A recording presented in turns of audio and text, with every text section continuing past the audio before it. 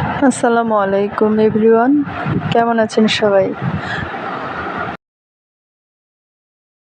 আজকে আমি কাতল মাছের ডিম ভুনা রেসিপিটি আপনাদের সাথে শেয়ার করব।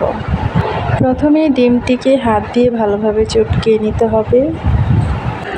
তারপর এর মধ্যে লবণ, হলুদ, মরিচ, আদা রসুন বাটা দিয়ে ভালোভাবে মেখে কড়াইয়ে দিয়ে দিতে হবে। তারপর ডিমটাকে ভালোভাবে নেড়ে চেড়ে ভাজা ভাজা করে নিতে হবে। ভাজা হয়ে গেলে নামিয়ে নিয়ে সেই কড়াইয়ে তেল দিয়ে পেঁয়াজ কুচি ভেজে নিতে হবে। পেঁয়াজ ভাজা হয়ে গেলে তার মধ্যে দিয়ে দিতে হবে কাঁচামরিচ, হলুদ, মরিচ, লবণ, আদা রসুন বাটা, একটু পানি। মশলাটাকে ভালোভাবে কষিয়ে নিয়ে তার মধ্যে আগে থেকে ভেজে রাখা ডিমগুলোকে দিয়ে দিতে হবে।